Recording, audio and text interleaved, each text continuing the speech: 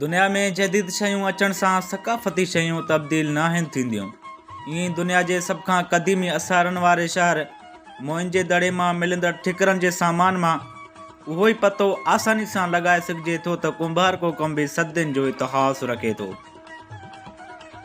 अहिड़ी रीति अॼु बि सिंध जे ॿिनि शहरनि जीअं सुल्तानपुर में बि कुंभार साॻे तरह मिटीअ सां मोहबत वारो सिलसिलो जारी रखंदे धरती जी चीकी मिटी खे ॻोहे पंहिंजे हथ जे हुनर वसीले चक सां दिला, मटा, पाटोड़ा, भांडारा ऐं ॿिया ठिकर जा थांव ठाहे रोज़गार पिणु करे रहिया आहिनि।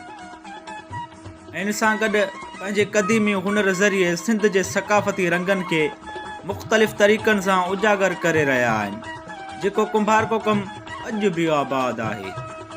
गुलज़ार अली नाम हिनखे वॾो अरसो थियो आहे। हा, वॾे अरसे खां वठी ठाहियूं था। को हिन में जेको आहे सो मौजूदो न आहे, हीअ को वठे ई केरु कोन थो पचाए। हर शइ ठहंदी आहे, दिलो ठहंदो आहे, माटो ठहंदो आहे, पाट ठहंदी आहे, कूंडो, ॾीओ, प्यालो, हर शइ ठहंदी आहे। हिन में खपो घणो आहे, न कूलर थी वियो आहे, प्लास्टिक थी वई आहे, घणो बर्फ़ हले थी, उन जे हिसाब सां नथो थिए पियो।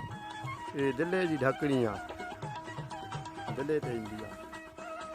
कमु थींदो त घणो ई आहे, पर उहो जेको आहे सो हिन जो मौजूदो न आहे न। ईअं त कयूं त सॼो ॾींहुं कयूं वेही।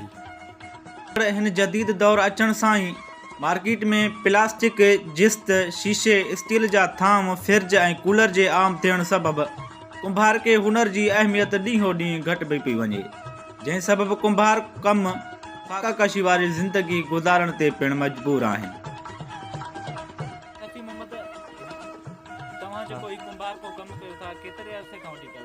असां माना जेको आहे कई साल थिया आहिनि, माना हिनखे कयूं था। वॾा हुया गुज़री, माना गुज़ारे विया, वरी हाणे नंढा आया आहियूं, पढ़ियल कोन आहियूं, मिड़ई थांव ठाहींदा आहियूं। हालत आहे पर वरी ओॾे खणी था वञूं त वरी घटि वठनि था। पढ़ाई आहे, माना जेतिरो तूं कर ओतिरो, माना जंघां ॿाहां माना वठिजी थी वञनि पंहिंजो, ॿुधो न। पोइ इन जे करे हिन जो कम जो मज़ो न आहे। मिड़ई चऊं था त हाणे रोज़ी दिला, चाॾियूं, माना हर शइ ठहंदी आहे। चाहे प्याला ठाहींदा आहियूं, नंढा रांदीका हे हो वेचींदा आहियूं। थोरा घणा ॿार घुरंदा आहिनि, को चए थो त दिलो पुराणे में ठरे थो दिले पाणी, जंहिं ॾींहुं खणींदा आहियूं त यार हाणे ॾिनी वञूं, पोइ ॾींदासीं, वरी वञूं था वरी वठण त हाणे उहो दिलो ई भॼी पियो, छा ॾियूं था।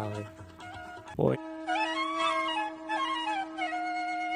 ज़रूरत इन ॻाल्हि जी आहे त सकाफ़त खाते अख़्तियारनि खे घुरिजे त सिंध जे क़दीमी शहर मोइन जे दड़े मां मिलंदड़ ठिकरनि जे थांवनि जी सदियूं पुराणे तारीख़ी सकाफ़त खे ज़िंदा ऐं उजागर रखंदा ईंदड़ कुंभार को कमु कंदड़ मिटीअ जे माण्हुनि जी सार लही उन्हनि जी हौसला अफ़ज़ाई करण सां गॾु उन्हनि जी सहायता करे कुंभार खे कम खे हथ वठाई वञे त जीअं उहो सकाफ़ती रंगनि खे ज़िंदा रखण सां गॾु पंहिंजे रोज़गार मां गुज़र सफ़र सुठे नमूने करे फाकाकशी जी ज़िंदगी गुज़ारण खां बची सघनि। कैमरामैन टीम सां गॾु मुहर्रम अली मलिक, KTV न्यूज़, सुल्तानपुर।